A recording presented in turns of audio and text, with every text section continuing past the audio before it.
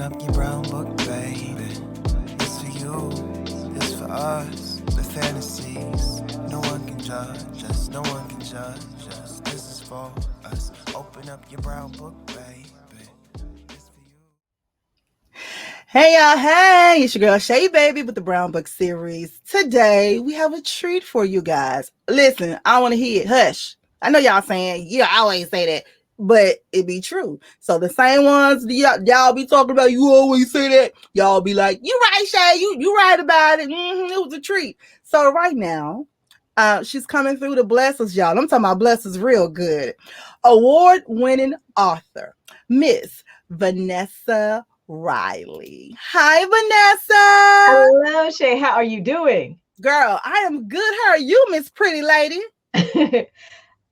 I was up last night, between Clubhouse and doing research. So those are two things that'll just suck your time away. Girl, I thought you was about to say you was up clubbing. I'm about to say Vanessa now. Listen. No. We're in the age of Corona. That can't be.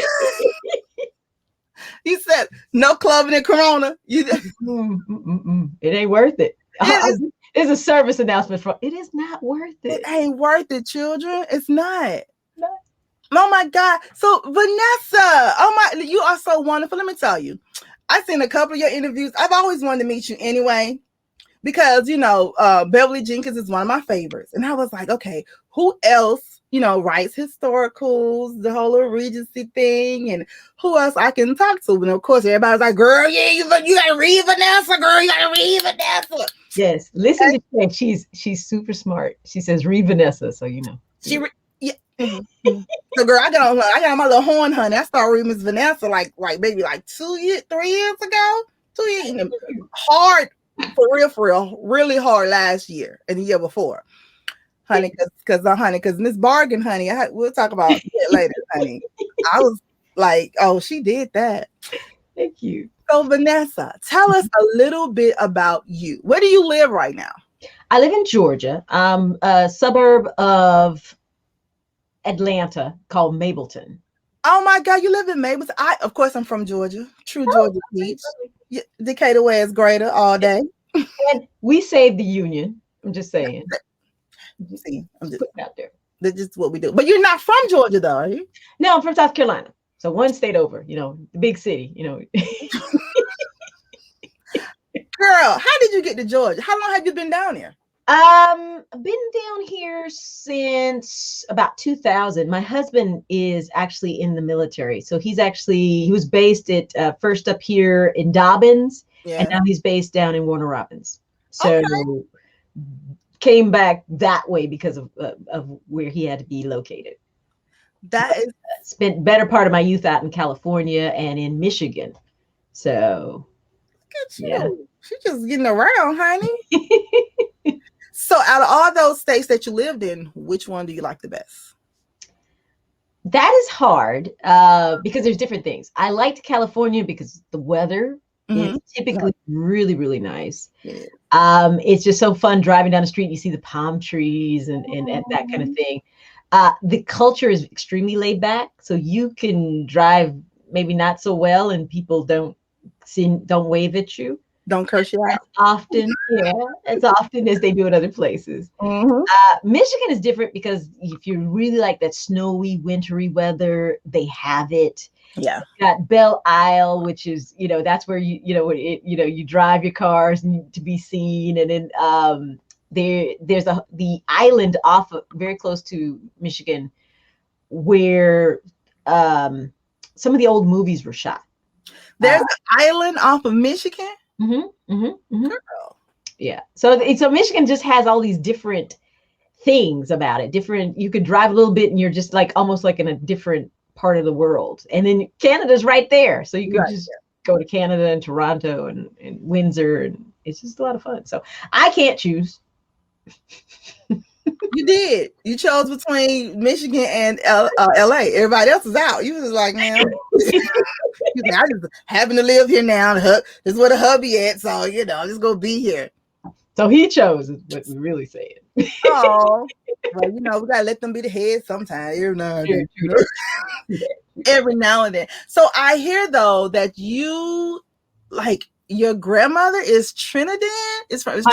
My father is from Trinidad and Tobago, and my grandmother was very much into cooking and sewing. So some of like my early dolls, she used to make dresses for them, and it was just the cutest little things. Yeah. So do you do that now? I like to sew, but I haven't had time in a long time. But I've made dresses for myself. I've made dresses for my daughter. It's a fun thing. I do like to sew. I guess, girl, because honey, you're a best-selling author, so I guess you can get a little sewing in between whenever. I'm just saying. Yeah. When you ain't out with dukes and things, but anyway, we'll talk about that a little bit. Fabrics are extremely important, so I feel I bring that into the book. So you really do. So yeah, you really do. So you started in 2013, right? 2013. You are correct. You done homework. Hold it. Shay done the homework. I'll tell you, girl, I went to a research college. Well, we don't play no games. You're good. And plus, people that I'm interested in, I want to know more about. Mm-hmm. Oh, honey, and I was reading your story. I was like, honey, Vanessa, smart. She likes smart. I was loving it. I'm like, yes, I love old smart female, honey. I love it. So, yes, okay. Mm-hmm. Back to you, 2013. Mm-hmm. Okay, so what made you want to become a romance author? Because let me just hold on, Vanessa, because I am all up in your business, girl, honey. And you all church announcers and stuff, and all until you say sanctify, Holy Ghost filled. Like, what? I'm talking about the retreats, all that. I want to talk about the retreat too. I like that. The Christian. Okay, we'll talk about it. Okay. What made you want to be a writer, first of all, and why did you pick? It's a 3-part question. See, please start me a talk show. 3 parts. Why did you become a writer? Okay. What made you choose romance? Okay. And why historical? Okay. So we're gonna kind of mix your questions together. So I've always been a writer. From the earliest days of just school assignments, writing poems, essays, whatnot, and I won a lot of awards. So there's early on there was this talent. But wait a minute. Let me find out that you came into the game already being an award winning.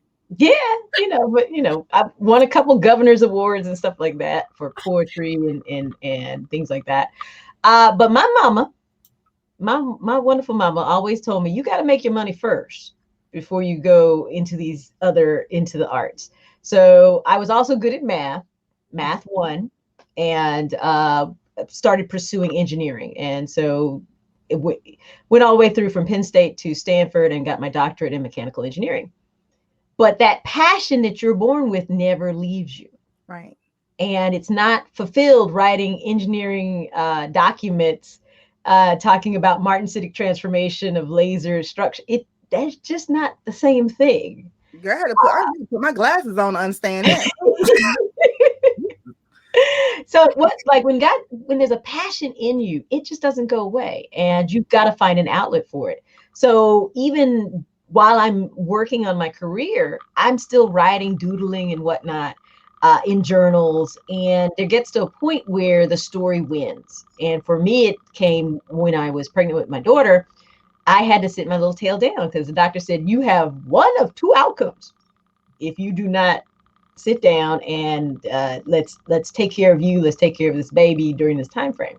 So I pulled out some of my old manuscripts from when I was in high school and just started writing again. And that love of crafting a story, because for me, romance has always been that thing to make you feel better, make you feel safe and warm.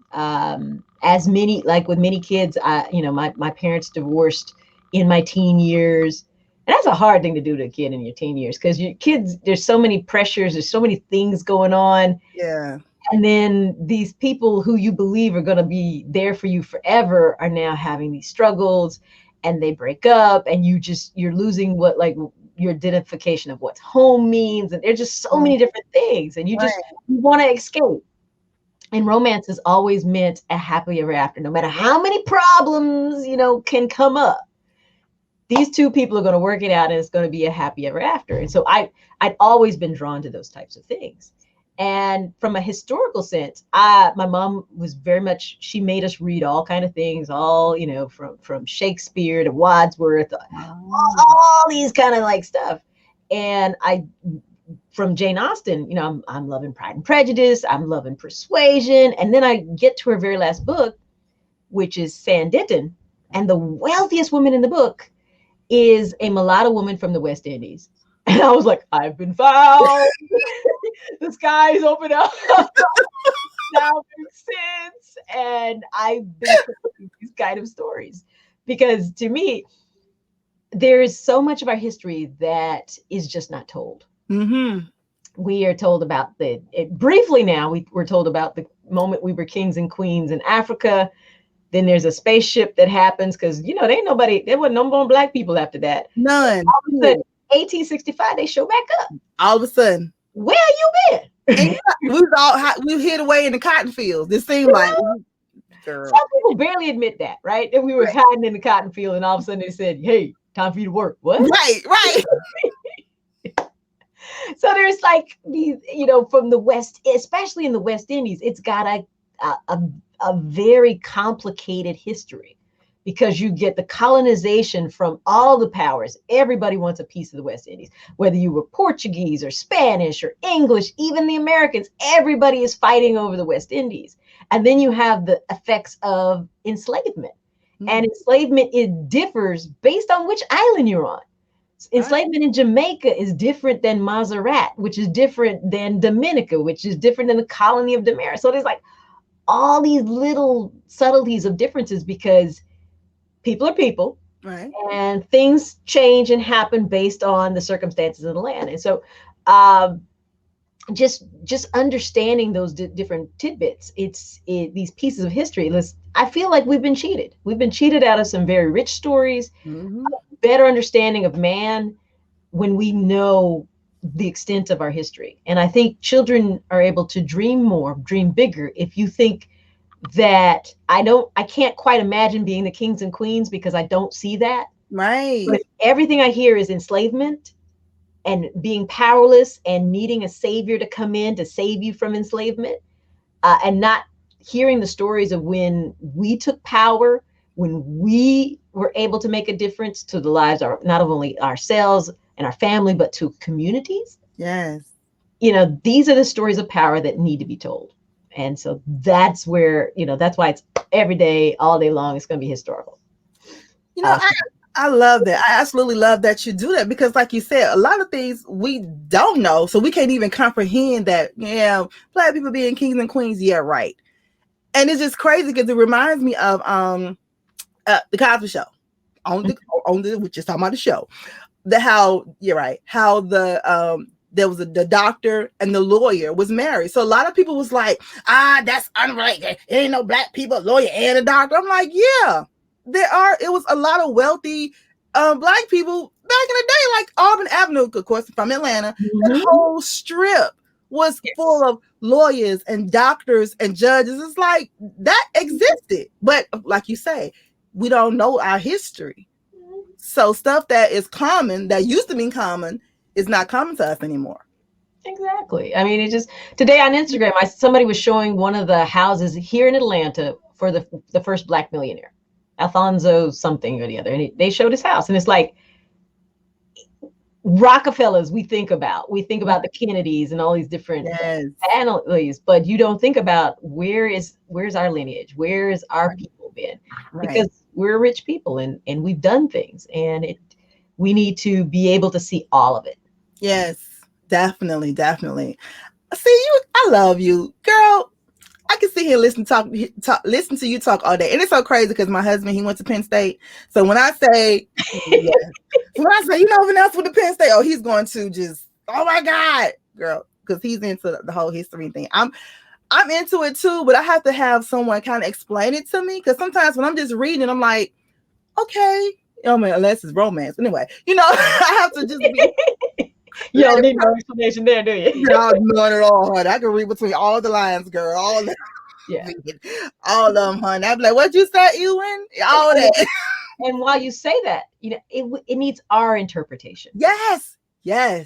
That is so different because I was reading something doing the research, right?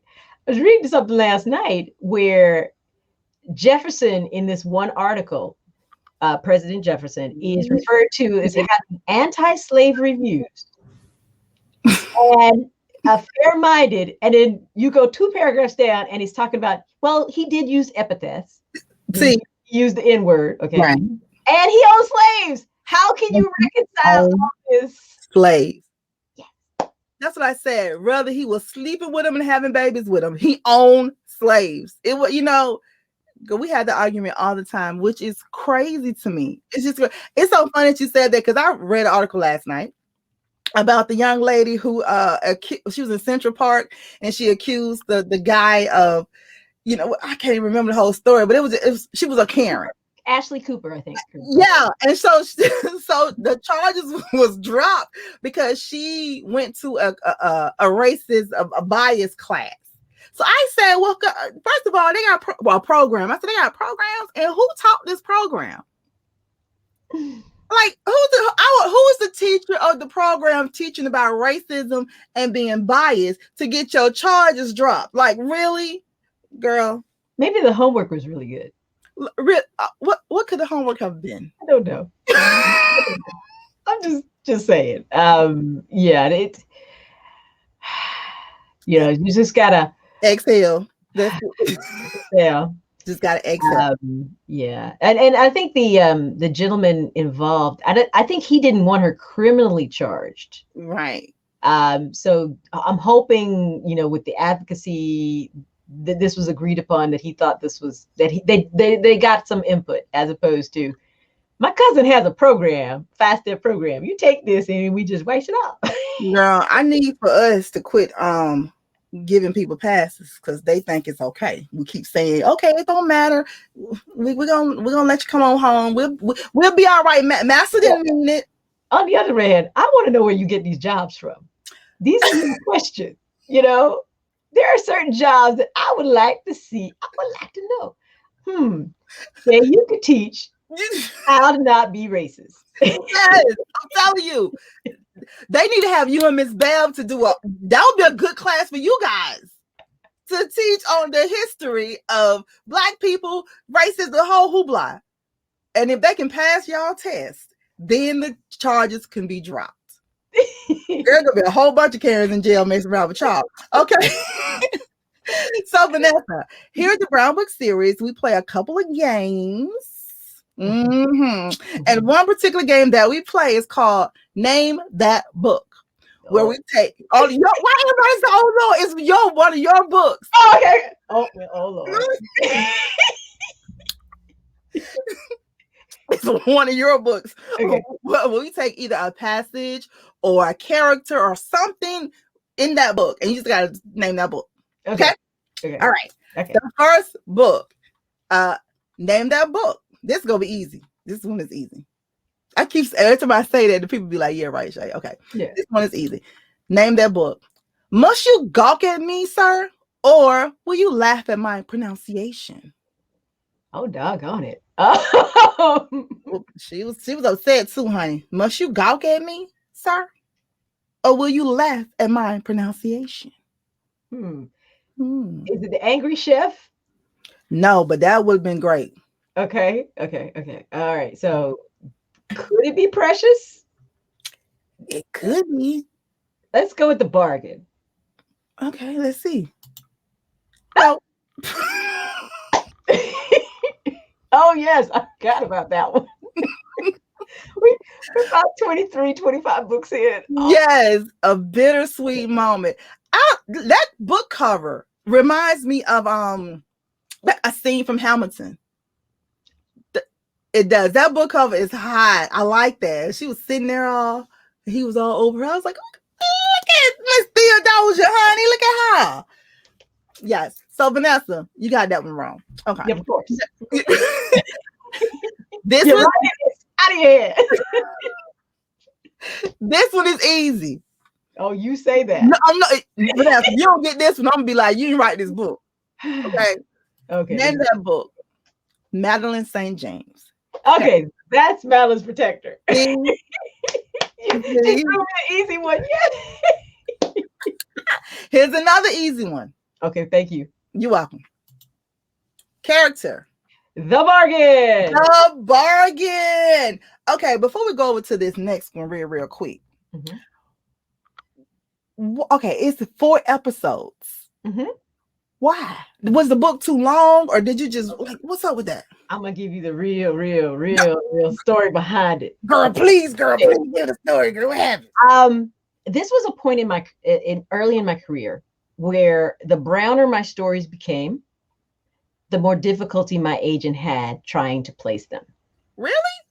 You know, this is back 2013. If you think on the number in your head, the number of regencies you've seen where the heroine or hero is a person of color, particularly a Black woman or a Black man, you might do something like this. Like, you know.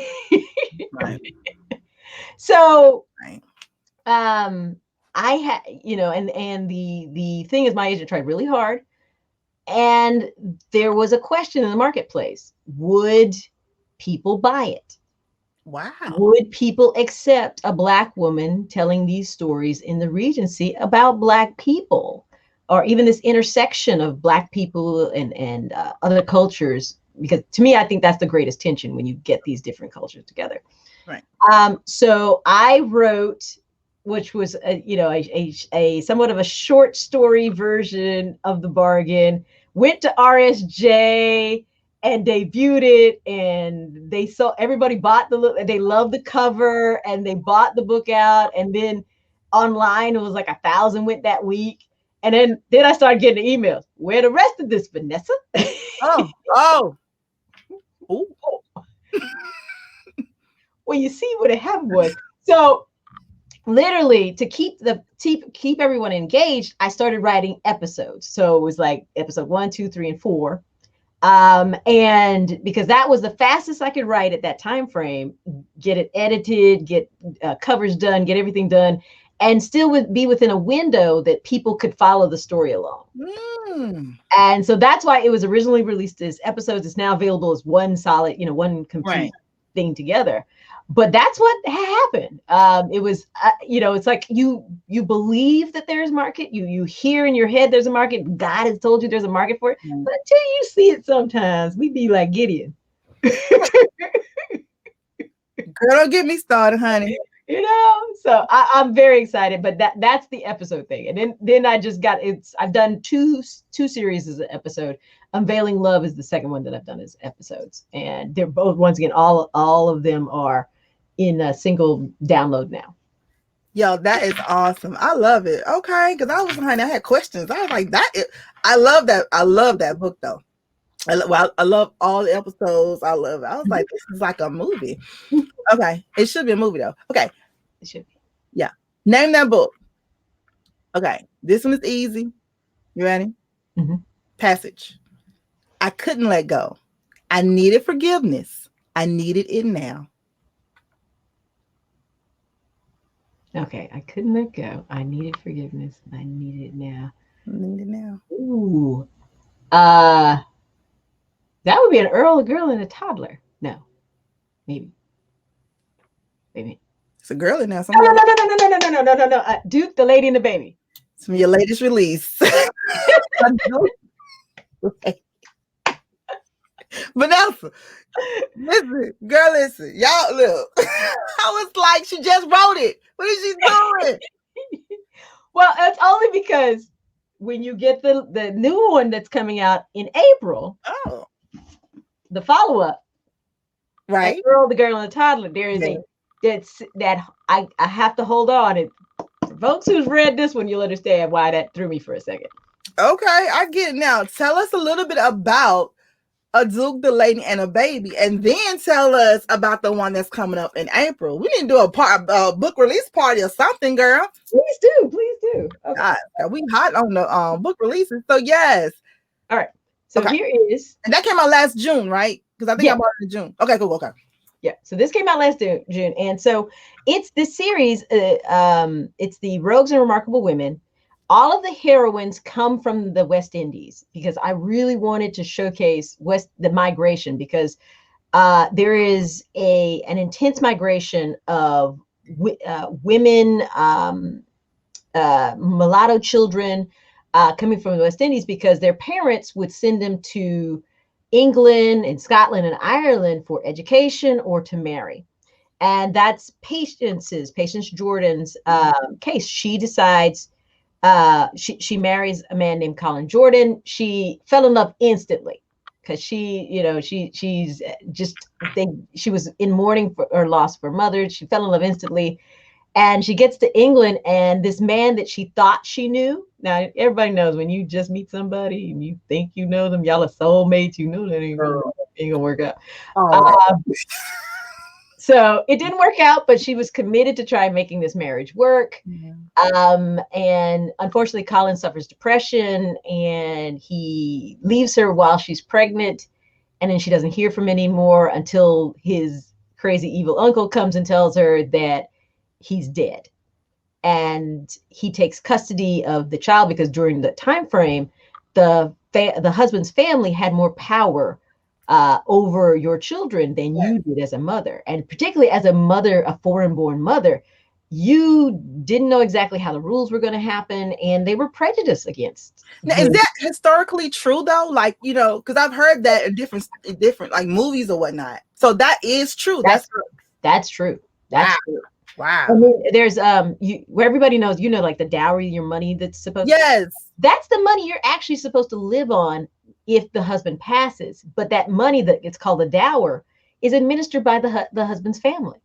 So once again, if the husband's family wants to mess you over, they could limit the amount of access to capital and money for you to live on. It's very bad during this time frame. So the Widow's Grace, which is the secret society that is the background players in all the books, is trying to right the wrongs for women. They are trying to restore women. And one of the women they're trying to restore is Patience. They actually literally rescue her from Bedlam. And she's on a mission to get her son back. And she's going to do anything to get her son back.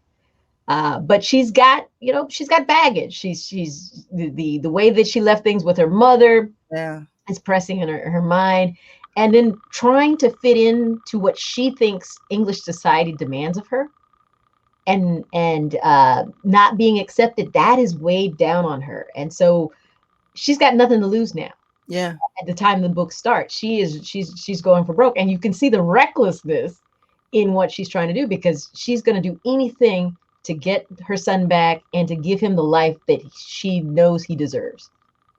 That's crazy. And you know what? Your books, you can actually see it. Like, you can visualize it. Like, you can literally see her face and just see the agony in it of her trying to get her son back. It's almost like, took my child. Like, are you serious? She had the attitude of, you ain't gonna do me. You might do everybody else up in here, but you're not gonna do me. And you can just see that. I was like, okay, Miss Patience, you need to change her name, because she ain't Patience no more, baby. That's kind of like so I throw my little internal jokes in there. So the thing is, she's not patient. She's not. Over and over again, she's not patient. She's not. Period. Oh my God. Okay, so can you give us just a quick little snippet, just a little overview of the new book coming out in April? We're gonna have a book release party anyway, but we want just a little snip. Okay. Yeah. So An Earl, the Girl and A Toddler. So in A Duke, the Lady and the Baby, you meet a barrister, Daniel Thackeray. And Daniel is Lady Shrewsbury's nephew, and he tries to keep his aunt from going to jail and tries to keep the women from going to jail. He's also the one who creates all the paperwork to get these women, if they end up in Bedlam, to get them out. I love him. He is frustrated at at this moment in time. He is frustrated. He's got a precious little daughter that is his entire world. It's the daughter is the only thing that remains of his wife. He was married to a woman coming from Jamaica whose ship went down.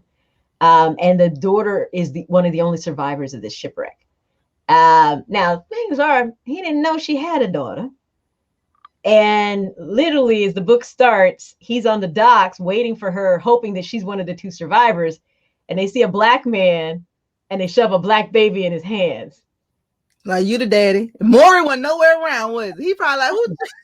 No. But he understands that if he doesn't take custody, it's a blackamoor child, it's going to be abandoned on the streets or worse, sold off into brothels and depravity and whatnot. So he just assumes Phoebe forgot to tell him that she was bringing a baby with him.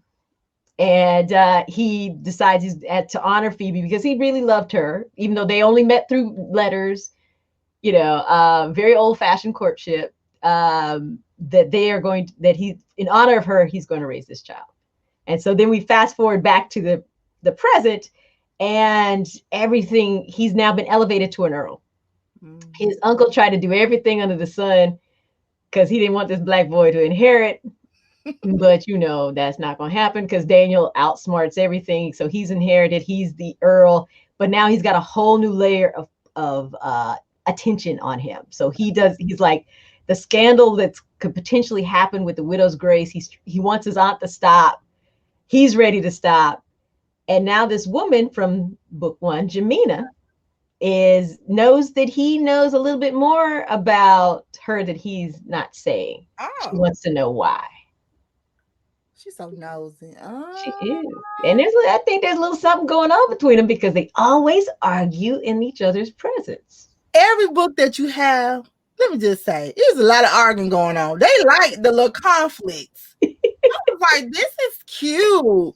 Okay, so we can't wait till that book comes. A little tension going on between. Girl, honey, look, tension, honey. The makeup after the tension is beautiful. I'm telling you, it's beautiful. Yes. Now, Vanessa, when you first was published, like how hard was it for you to get published? The very first book, Madeline's Protector, it took, like I said, there was this perception thing. Right. Even though Black women have written Regencies, Eva Rutland was one who wrote some of the very first Regencies for the Zebra line, which is kind of cool because that's what these books are in, the Zebra line at Kensington. There's a question in the marketplace. Would the marketplace buy a Regency written by a Black woman? And then the second question is, lo and behold, now there's Black characters in these things. Girl, yeah, I know. That was a lot. So the first book, I just put the faintest hint of color in that book. It was accepted. Was that 1%? You put? I went with the 1%. The Spanish cop out. She's part. Madeline's part. But because I needed to prove that my book would be published. I needed to prove that I knew my history. Mm-hmm. And so that book had a lot of things to prove. But there gets to be a point where you need to stop proving and you need to start writing. How about that? Okay. Because all these tests are in your head. Right. And I'm a put up or shut up. If I believed that I'm called to write these stories, then I'm going to write them. It doesn't matter if a traditional publisher is going to pick me up. I'm going to write them as indie, and I'm going to rock them, and I'm going to do my best, and I'm going to do everything that I know to make this book shine, from editing to cover design, to promotions, to get it out there. And it's been a wonderful ride. And now my books are traditionally published again, so I'm what they call a hybrid, because I will still do indie books upon occasion. Right. I'm published with Kensington, HarperCollins, William Morrow. So I'm excited, and the way the career has flown has been really great. But yeah, it was a struggle at the beginning, because trying to align what I'm called to write with the marketplace is sometimes a difficult thing. And so everybody out there, if you're struggling, be true to yourself, be true to your stories, because that's where your heart is. And that's where you're going to really put the most passionate stories on paper, is where you're writing what you're called to write. I absolutely love it, honey. All right, Sam, go on, girl. Now, Vanessa, mm-hmm. The next segment in our in the Brown Book series is okay. This is where I told you we kind of switched it up a little bit on you. Okay, it's normally called "Who'd You Rather." Well, we take the heroes from each one of your books and we pit them against each other, mm-hmm. and we you tell me who you rather. But we didn't do this one for you. Okay. Because I was like, y'all not gonna do that to Miss Vanessa, honey. Vanessa we in the church. So We're gonna have would you rather the church edition? How about that? Ooh, okay. Let me put my glasses on, girl, so the Lord can use me. Hold on. There we go. All right, and you gotta give us your honest answers. Look, after this, you probably be like, "Girl, we should have did the other one." Okay, who'd you rather? Would you rather fight with an usher to open the door, or sit behind a sister in the church with a big hat on?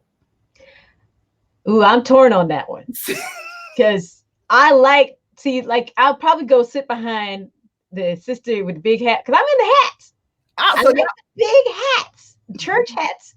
Okay, aside, the church hats come from the tradition of if you were a free woman, you wore a hat. If you were enslaved, you wore scarves. What? So that's why you see us, that tradition came through and we rock the biggest hats under the sun. Girl, I did not know that. I discovered that for the second book that's coming out this year, Island Queen. When I was tracking her history, looking at the paintings that were done in that time frame, they literally point out in a picture, if you see a woman in a headscarf, that's her slave, or that's an enslaved woman. If you see a woman in a hat, that is a free woman. Girl, let me go ahead and buy me some hats, honey. Get the big church hats too. Yeah, honey. We Pentecostal, so yeah, we be in them big church hats. I'd be like, really, y'all? Y'all go shout and take this hat off. Okay. Now, would you rather? Would you rather the pastor call out people whose toes he's stepping on? Or would you rather just stare them down and be like, he talking about you, right? I want the pastor to be active. Step on them toes. You want them to step on the toes, girl. Oh my God. I'll be sitting there like, they said, and those, you had a fight with somebody and you like try not to look at your husbands because I want to see him call people out. Go on and call him out. Girl, it'd be fun. I used to be like, ooh, honey, he's stepping on toes in here. Okay. Would you rather a potato salad at a black church or the potato salad at a white church? I'm going with the potato salad at the black church. I don't want no raisins in my potato salad. I have tried the red potato salad. Right. It's okay. It's okay. It's just okay. It's okay. But I'll go with the homies over here because they're gonna hook it up. It's gonna be creamy. It's gonna have the sweet pickle in it. I mean, it's gonna be all right. I'm with you, Mama. I'm with you. All right. So this is like whose crew would you be in? Okay. Okay. And so we're gonna give you the names. I'm gonna be like either or. You could be like, nah, I'm rocking with his crew, and you gotta tell us why. Okay. Okay. All right. Whose crew you gonna be in? This is the church edition. You ready? Okay. Simon Peter or Matthew? Matthew is the physician. You always need a doctor in the house. Matthew's the physician? No, wait a minute. No. Luke is the physician. Okay. Yeah. Matthew's the tax guy, the money man. Oh, I'm gonna be Matthew then.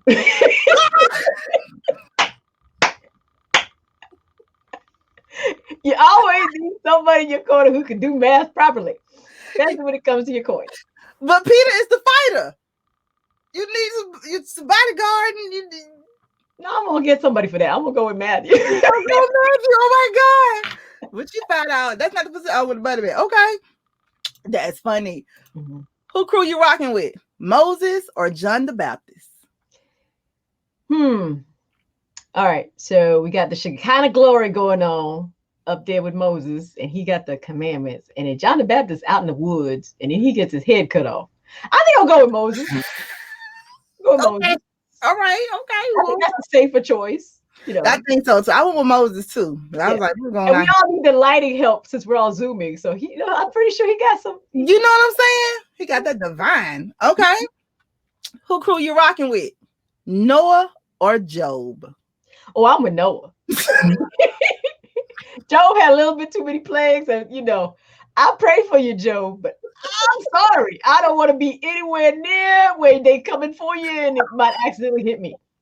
I'm gonna be with Noah. We're gonna rock the animals. We're gonna see them boat. We're gonna watch that.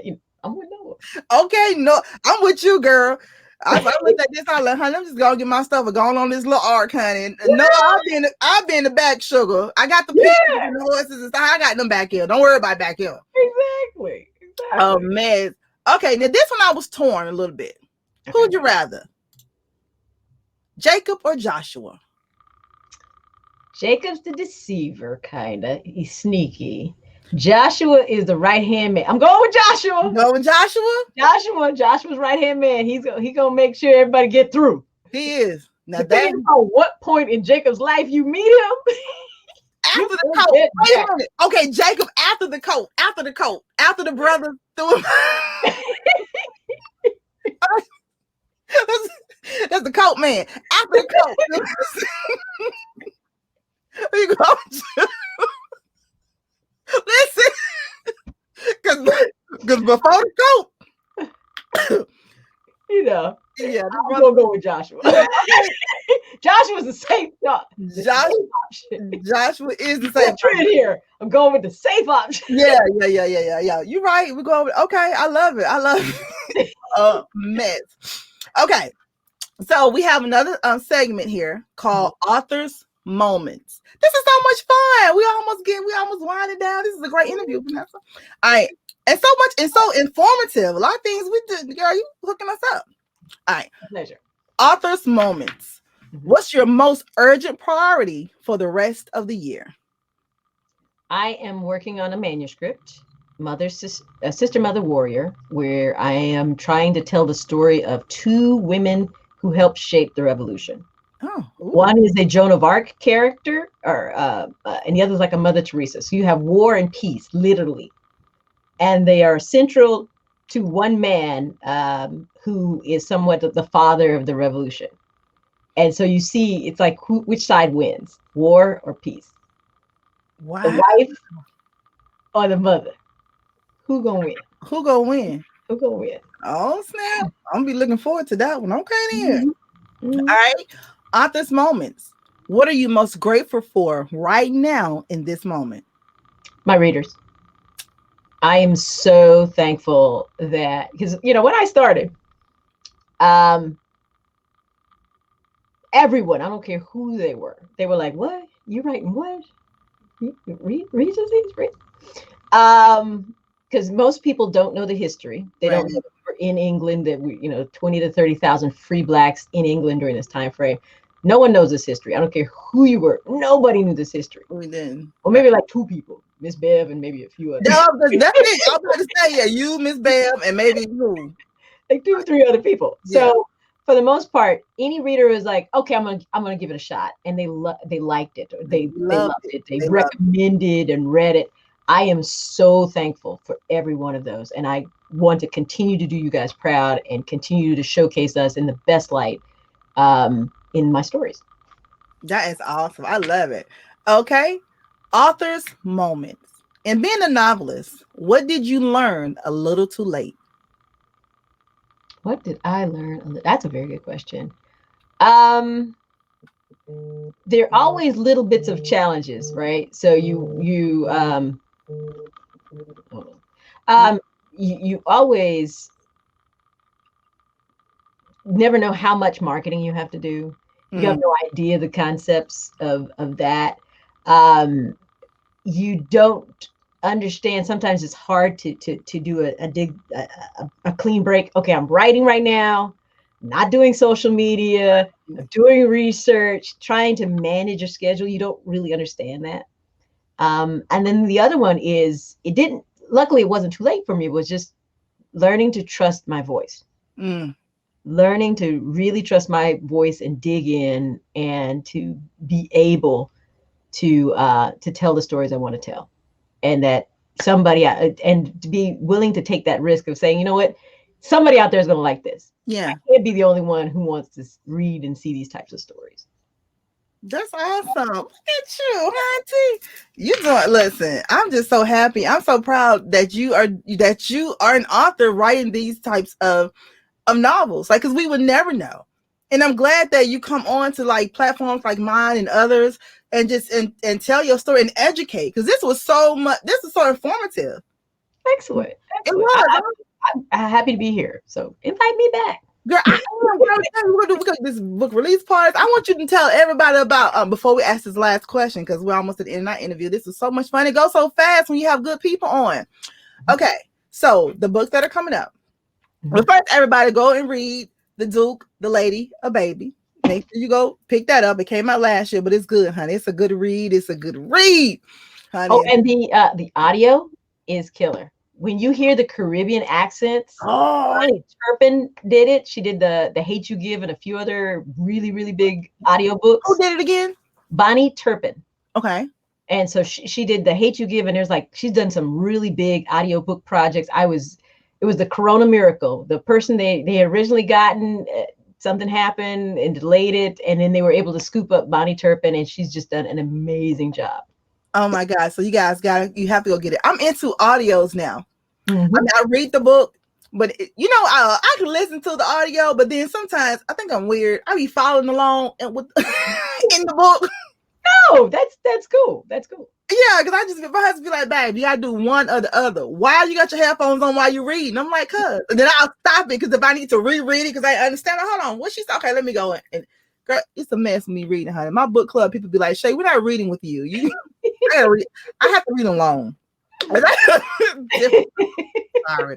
Okay, and then the book that's coming out in April is An Earl, the Girl and a Toddler.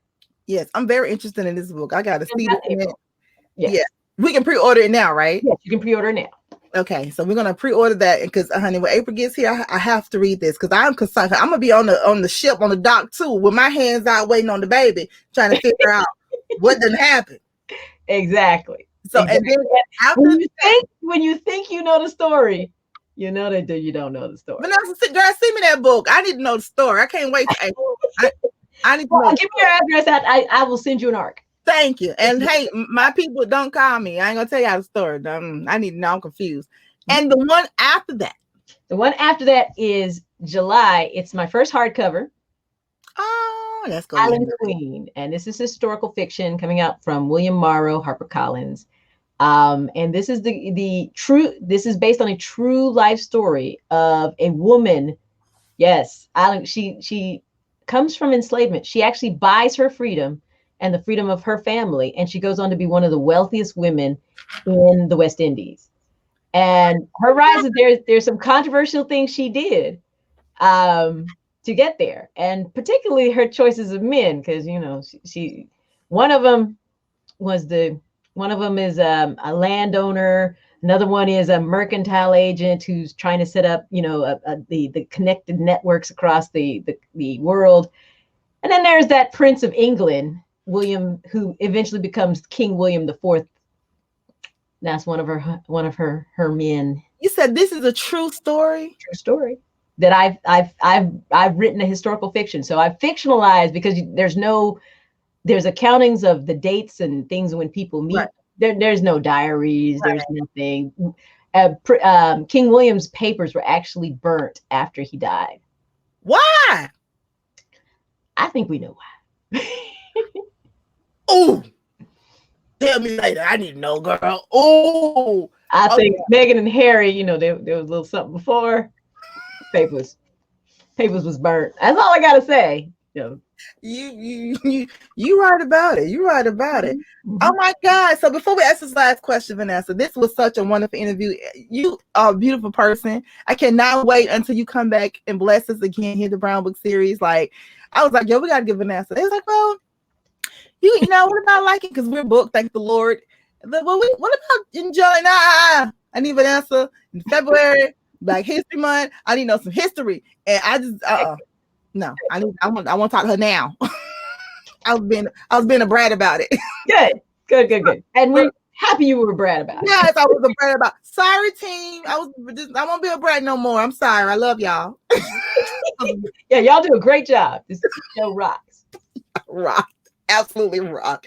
And Vanessa, tell everybody where they can find you. What's your social media handles, your website, and do you have any more interviews going on this week or next week that we can promote? Because it's all about promoting the authors.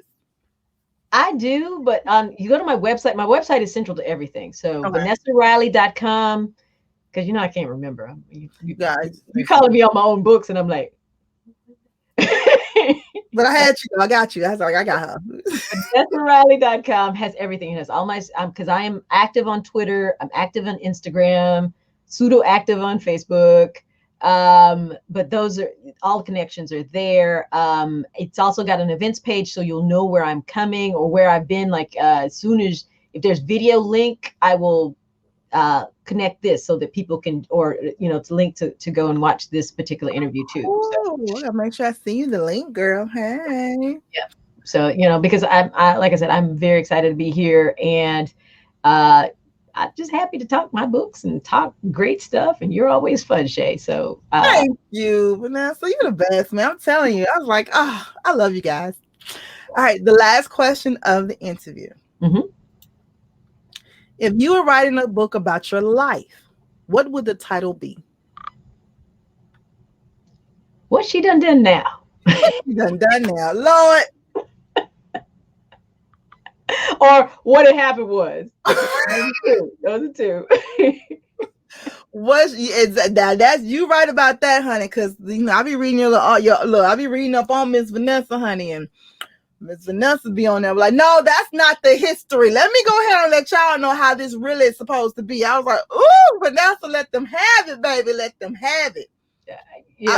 I'm very privileged to do what I do, and I'm very thankful. And I love opportunities like this to be able to talk about books and history.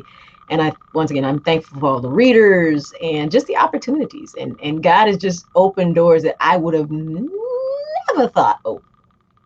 I absolutely love it. Thank you so much, Vanessa. Hold one second for me. Hey, Brown Book crew, if you like that content, I know you did. So make sure you subscribe and share. Make sure you subscribe. Just hit the subscribe button below. Hit the notification button so you can know when we have other interviews. Because, honey, this year they all hot. They was hot last year. This year they're gonna be hot until we ain't hot no more. How about that? So make sure you subscribe. Make sure you go to Vanessa Riley's website and get everything that she wrote. Okay, just go in there, just get your credit card, buy every single thing she wrote. That's what you do. That's what you do. And if you need a little change, if you're short a couple of dollars because you try to buy her book, hit me up, Shay@brownbookseries.com, and I got you. Okay, I got you. So make sure you do that. Okay, every Wednesday night at 6:00.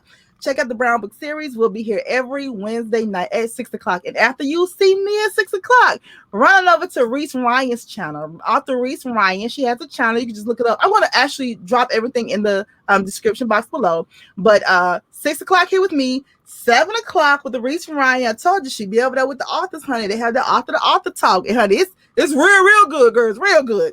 And then after that, Iris Bolling. Iris Bolling has Iris Moments at 8:00 every Wednesday. So I have everything in the subscription box below, but make sure you subscribe. 6:00, you're here with me, Brown Book. Subscribe. 7:00, you with Reese Ryan. Subscribe.